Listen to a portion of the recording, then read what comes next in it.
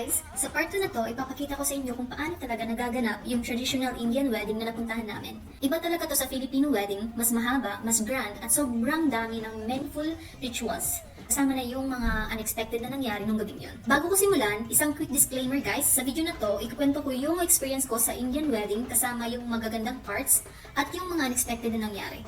Iba kasi yung kultura, tradisyon dito sa India compared sa Pilipinas. So kung sensitive ka sa ibang kultura o hindi ka open-minded sa ibang tradisyon, pwede mong skip yung video na to. Pero kung curious ka at gusto mong matuto ng bagong bagay, abang ka lang. Una sa lahat guys, dapat niyong malaman dito sa India yung tinatawag natin groom sa English o lalaki ikakasal sa Tagalog, sila ay tinatawag na dulha.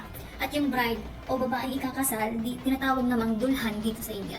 So sa video na to, gagamitin ko yung mga salitang yan para mas authentic yung experience natin. Yung Indian wedding kasi hindi lang isang araw to. May ibang celebrations bago pa man dumating yung araw ng kasal mismo, tulad ng haldi, mendi at sangit. Pero sa video na to, focus tayo sa wedding day mismo. Pagdating namin sa venue, naabutan namin yung tinatawag na barat. Ito yung pagdating ng dula sa venue at hindi siya basta-basta lakad guys. Sobrang grand nung barat. Traditional kasi nila yon. Yung dulha, nakasakay siya sa puting kabayo na parang kalesa na tinatawag nilang baggi. Pero sa modern weddings, may iba na nakasakay sa luxury car. Sa kasal na to, may kabayo, may mga lights at may band. Sa barat, may live band na tumutugtog ng dol. Yan yung traditional nilang drum, may trumpet at iba pang instrument. May mga sumasayaw na pamilya at kaibigan ng dulha, todong sayaw sa rabbits. May malalaking colorful na umbrella na may ilaw, yung tinatawag nilang Holland Kichatri. Parang parade lamps ng fiesta. Yung dulha mismo, sobrang ganda ng suot, naka-sherwani siya. Yan yung traditional na long coat na may embroidery. Usually cream o gold ang kulay. May suot din siya sa ulo na tinatawag na safa o pagdi. Yan yung turban. At sa harap ng mukha niya may nakasabit na bulaklak na tinatawag na sera. Ito ay simbolo ng protection sa kanya. Yung barat, usually tumatagal ng 20 to 40 minutes habang papalapit sila sa venue. Pero honestly, hindi na namin natapos panoorin yung buong barat parade. Nung palapit na yung dulha sa entrance ng venue, nakaramdam na kami ng gutom, so nag-decide na lang kami pumasok sa loob para kumain. Makikita nga niyo dito guys na hindi kami sa mismong entrance talaga dumaan kasi masyado pang daming tao, ang crowded pa, so sa gilid na lang kami dumaan. Naganda lang nga ako sa entrance kasi sobrang liwanag. And sabi ko sa kanila, picture taking muna kami bago kumain kasi baka mamaya hindi na kami makapag-picture sa may entrance banda.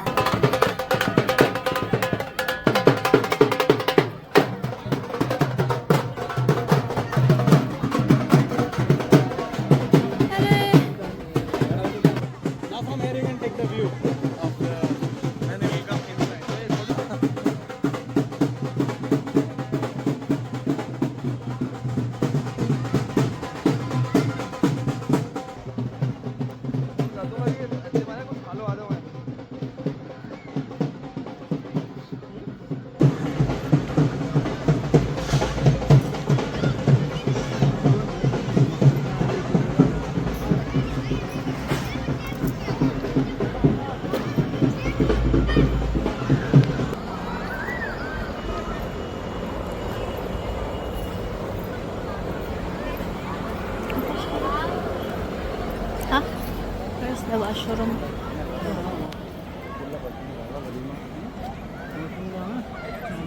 I think it's in the other side. किसी को पूछो मुझे बेटा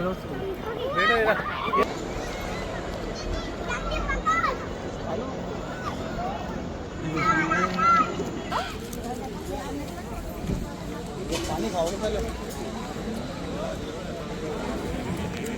फोन करके देख यार आंटी लो छोड़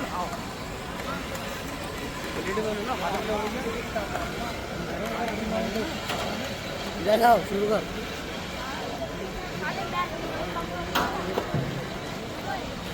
तो तुम लेके आओ मैं और कम कम कम Huh?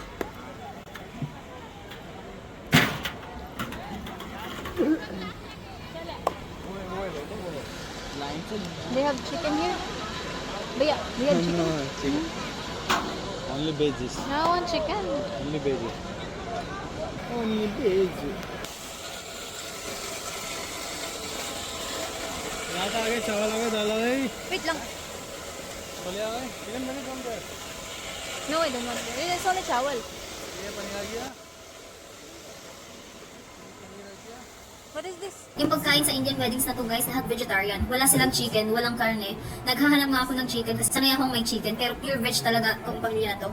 May mukhang chicken na silang food, ang tawag ay soya chop o chop. Yan yung gawa sa soybean, pero ginawa nilang parang chicken yung texture. Tinanong ko nga yung nagsiserve, sabi nga na chop daw yan. Hindi ko siya tinikman kasi feeling ko hindi pa rin ako sanay sa lasa ng meat substitutes. Yung kinain ko nga dito ay panipuri.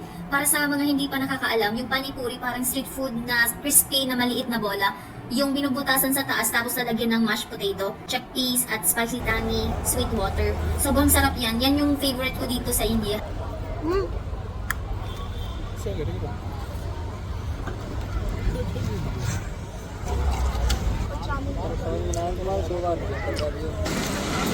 ये कौन सी चाप है? Chicken di ba? They have paneer, oh. They have paneer, oh. चाप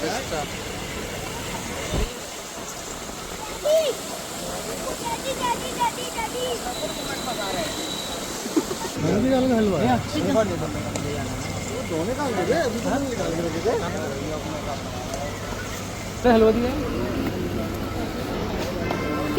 और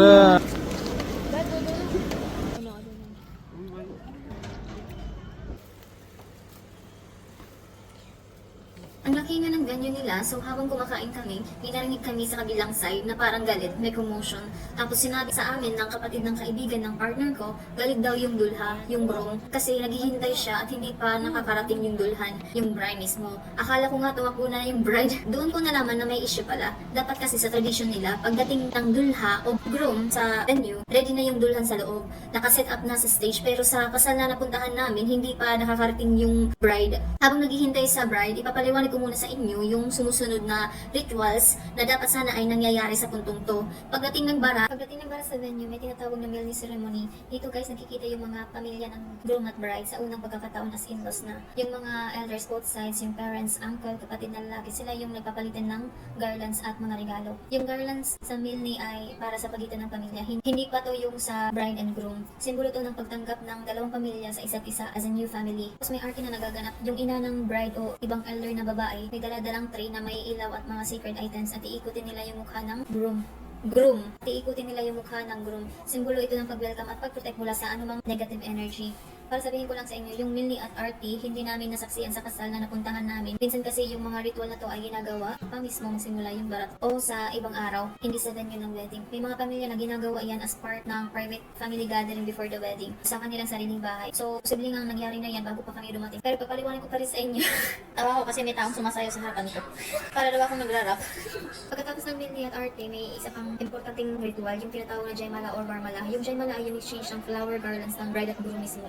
Ibang-iba to sa milni garlands. Maglalagay sila ng malaking flower garlands sa leeg ng isa't isa gawa sa fresh flowers tulad ng rose at marigolds. So, bakit ito mahalaga? Kasi ito yung formal moment kung saan sa harap ng pamilya at mga bisita sinasabi nila na oo, gusto kitang maging asawa. Kung sa Filipino wedding, yung singsing yung visible symbol ng pagtanggap nila sa isa't isa. Sa Indian wedding naman, yung flower garlands yung visible symbol para tong unang aido bago pa man magsimula yung pinaka-importanting parts ng kasal sa manda. Ginagawa yung Jaimala sa wedding day mismo, agad-agad pagkatapos ng barat. Pero may variation din minsan ginagawa sa entrance stage o kahit sa ibang event tulad ng Sangit Night. Pagkatapos nga ng paghihintay, dumating na din yung bride. Ito yung tinatawag na Kanya Agman. Yan yung grand entry niya. Naka-traditional na lehenga siya, yung makapal na palda na may sobrang dami ng embroidery. Red ang kulay kasi yan yung lucky color para sa kasal. May suot din siyang sobrang dami ng jewelry, may mantika sa noo, may nose ring na nut, chunky necklace, at maraming bangles. Parang princess lang. Dating niya, doon namin nasaksihan yung mismong moment ng Jaimala. So sa oras na to ay 12 midnight na. So kailangan na namin umalis kasi biyahe pa kami ng 3 oras at kalahati. So hindi na namin nasaksihan yung mga sumusunod na ritual. Pero ikukwento ko pa rin sa inyo, briefly lang, kung ano yung mga sumunod na nangyari para alam nyo yung buong process. Pagkatapos ng Jaimala, yung sunod na ceremony ay mandap. Ito yung sacred altar kung saan ginagawa yung pinaka-importanting parts ng kasal. Sa mandap, may kanyadan. Ito yung emotional na moment kung saan yung tatay ng dulhan or bride, formal na binibigay yung kamay ng anak niya sa groom. Parang sa Filipino weddings na yung tatay sumasama sa anak papuntang altar. Next naman ay yung sakpir. Ito yung pinaka-binding parts ng kasal kung saan officially nagiging mag-asawa yung groom at bride. bride sa harap ng sacred fire na tinatawag na Agni. Iikot sila ng 7 beses sa paligid ng apoy at bawat ikot may meaning, parang commitment nila sa isa't isa as husband and wife. Walang Indian wedding na complete kung walang satir. Tapos may Mangalsutra at Sindoor ceremony. Magsusuot yung groom ng necklace at maglalagay ng red powder sa hairline ng bride. Simbolo ito ng pagiging asawa niya. Pansin niyo ba guys, kapag nakakita kayo ng Indian na may red mark sa hairline, it means married na sila at tinatawag yan na sindur. Yung last Ivy Day, ito yung pinaka-emotional na part. Formal na nagpapaalam yung bride sa pamilya na. Kasi sa Indian tradition, lilipat na siya sa pamilya ng groom.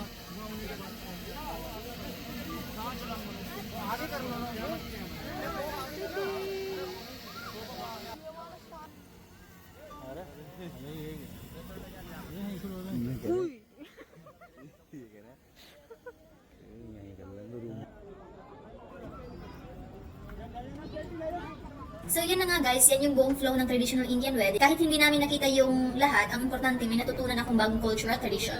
Sa next video naman, ipapakita ko yung reception nila. Iba yung wedding at reception day dito, kaya stay tuned! See you sa next video!